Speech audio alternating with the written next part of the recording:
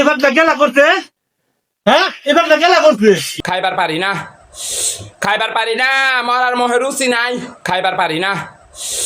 কই দিতাম বোর মেয়ে ব্যাপারী বাচ্চা একটা বিরিয়ানি হাউস হয়েছে ভাই আয়ো আমরা বিরিয়ানি দেখাই। এটা করে খুশির খবর হইলো বড়া বাইরে কাচ্চি রান্না বিরিয়ানি আনতে তুমি একদিন খাই দাও। না আমি খাইতাম না আমার কত টাকা কত নষ্ট হতো এই শীতল লাপকাত মাও না খাই দাও ভাই। ভাই আপনি একটা সামনে একটা বিরিয়ানি লাগে আমার ধাক্কা মারলাই ভাই আয়ো রে আমরা ভাই অনেক মানুষ খাই দাও ভাই।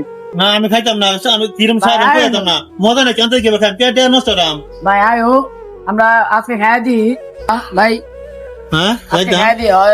আচ্ছা যাও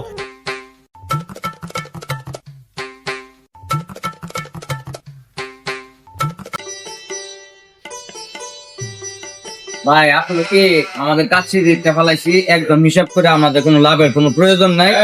180 টাকা এক প্লেট কাচ্চি বিরিয়ানি।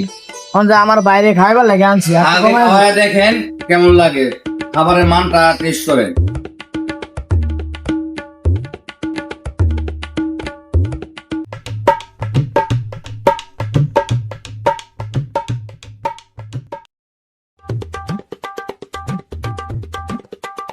এবার গেলা করতে হ্যাঁ এবার গেলা করতে কি হয়েছে ভাই? কি হয়েছে?